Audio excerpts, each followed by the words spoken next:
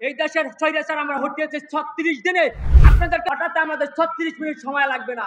সেই বাংলা সিনেমার ডায়লগের মতো আমরা বলে দিতে চাই, চুটিয়ে পাশা লাল করে দেবো, রং নামি বের করে দেবো ছাত্র সমাজের সাথে মস্করা করলে। এখনো সময় আছে, আপনারা আপনাদের ভুল করে সজিয়ে আইনের শাসন কায়েম করুন।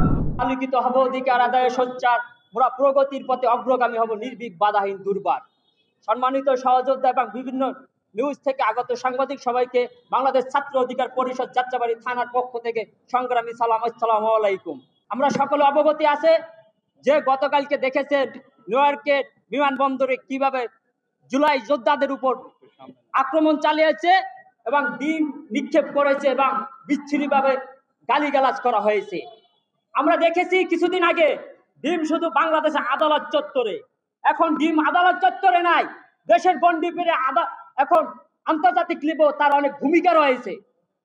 আমরা দেখেছি গত 29 আগস্ট ডাকসুর সাবেক বিবি গণ অধিকারের সভাপতি নুরুল হক নূর সহ কেন্দ্রীয় সাধারণ সম্পাদক ছাত্র অধিকার পরিষদ নাজমুল হাসান এবং সাংগঠনিক সম্পাদক সম্রাট ভাই সহ অসংখ্য নেতাকর্মী কিভাবে এই দেশে আইন শৃঙ্খলা নির্মাণ ভাবে তাদেরকে হত্যার উদ্দেশ্যে বিভিন্ন লাঠিচার্জ করেছে বিভিন্ন প্রকার এবং আমাদের দলীয় কার্যালয়ে উঠে খুঁচিয়ে তাদেরকে মেরেছে। ওইটার বিচার যদি তাৎক্ষণিকভাবে এই উপদেষ্টা পরিষদ দিত, আজকে নিউ ইয়র্কের দুঃসাহস আওয়ামী লীগ সরকার কখনো দেখাতে পারতো না। আমাদের এই মাথাভাঙ্গা উপদেষ্টা পরিষদ তাদেরকে যে সংস্কারের বাণী শোনাচ্ছে, সংস্কারের নামে বাণী শোনাতে দেখে দেশে এখন কুসংস্কারে পড়ে ফেলেছে তারা। আমরা দেখেছি যেমন বিচার বহির্ভূত বিভিন্ন হত্যাকাণ্ড হচ্ছে, সেখানে তাদের কোনো ভূমিকা নাই।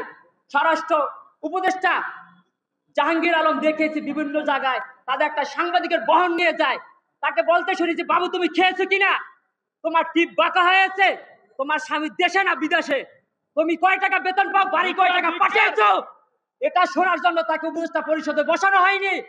আমরা জানতে চাই আপনার কাছ থেকে, এই উপদেষ্টা পরিষদে বসে আইন শৃঙ্খলা বাহিনী কত জায়গা আপনি দেলে সাজিয়েছেন, জাতির সামনে স্পষ্ট করেন। এই উপদেষ্টা পরিষদ জুলাই যোদ্ধাদেরকে লাল কার্ড দেখিয়েছে।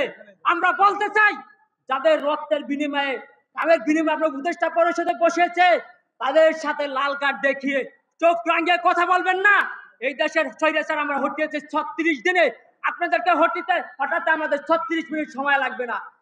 সেই বাংলা সিনেমার ডায়লগের মতো আমরা বলে দিতে চাই, চুটিয়ে পাশা লাল করে দেবো, রং নামি বের করে দেবো ছাত্র সমাজের সাথে মস্করা করলে। এখনো সময় আছে, আপনারা আপনাদের ভুল করে সজিয়ে আইনের শাসন কায়েম করুন এবং জুলাই সহযোদ্ধাদের উপরে যে নির্মম তাদেরকে লাঠিচার্জ করা হয়েছে, বিভিন্ন হে প্রতিবন্ধ আওয়ামী লীগ সরকার দুঃশাসন তাদের নেতাকর্মীরা চালিয়েছে, সেটা তাদেরকে আইনের আওতায় এনে নিয়ে বিচার কার্য আপনারা কার্যকর করেন।